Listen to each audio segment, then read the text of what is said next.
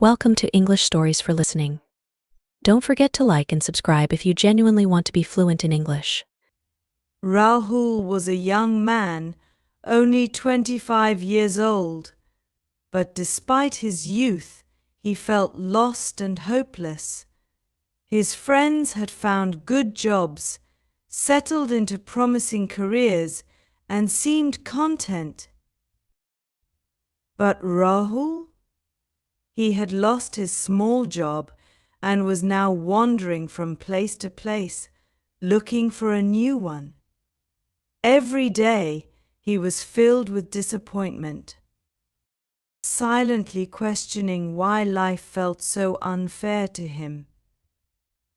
He felt like nothing good would ever come his way. One day Rahul boarded his usual local bus, the one he took to job interviews. His face looked as sad as always, and he rarely talked to anyone. Most people in the bus were just strangers to him, except one man who always stood out. This man was around 35 years old and wore bright, colorful clothes and a collection of wristbands in different colors. Everyone called him Rangila for his cheerful and eccentric style. He loved sitting by the window, and if someone else was sitting there, he would politely ask them to switch seats with him.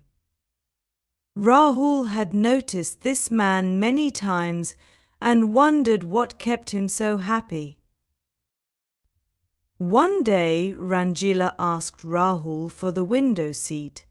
As usual, Rahul, who had been watching Rangila for days, knew it was his habit and let him sit there.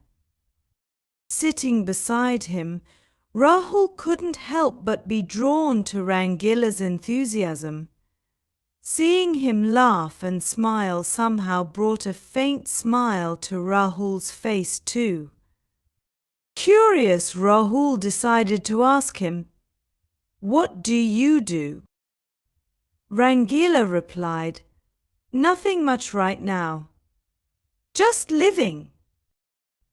Surprised, Rahul asked, "So you don't work? Are you from a wealthy family?"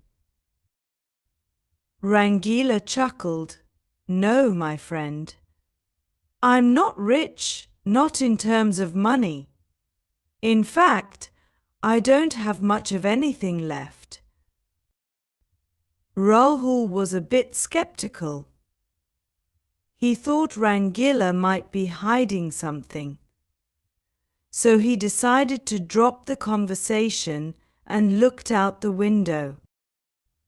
After a few minutes, Rangila noticed Rahul's silence and spoke up again. "Why so serious? You're always looking sad." "What's wrong?" Rahul sighed. "You need money to be happy. I'm not as lucky as you. There's nothing to be happy about in my life." Rangila smiled and said, "Let's make a deal. I'll give you 2 crore rupees, but on one condition." Rahul laughed it off, thinking it was a joke. "Yeah, right, and what's the condition?" Rangila's face grew serious. "Give me your eyes in return." Rahul was taken aback. "What? Are you crazy? Why would I give you my eyes?" Rangila didn't stop there. "All right, how about 5 crore? Will you sell your eyes for 5 crore? Rahul was now visibly upset.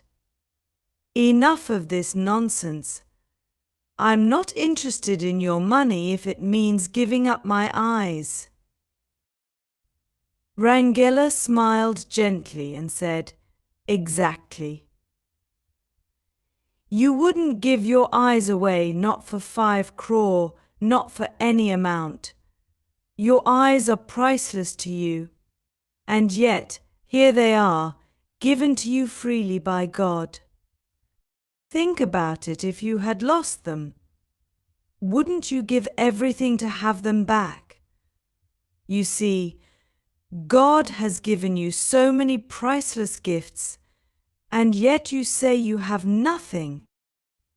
Rahul was stunned. The weight of Rangila's words started to sink in. Rangila continued, I wasn't always like this. 7 years ago, I lost my eyesight due to an illness. My world went dark, and I longed for the colors, the beauty, the life I once saw.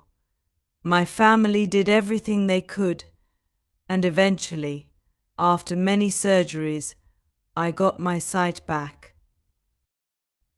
When I opened my eyes again, I promised myself I would never take life for granted. Look around you, he said. You have your sight, your health, your family. You can see the colors, the beauty of the world. Isn't that enough reason to be happy? Rangila's words stirred something deep within Rahul. The hopelessness he'd felt was slowly replaced with gratitude. For the first time in a long time, he realized how much he had been taking for granted. He closed his eyes, silently thanking God for everything he had. After that day, Rahul's outlook on life changed. Instead of focusing on what he didn't have, he started appreciating everything he did have.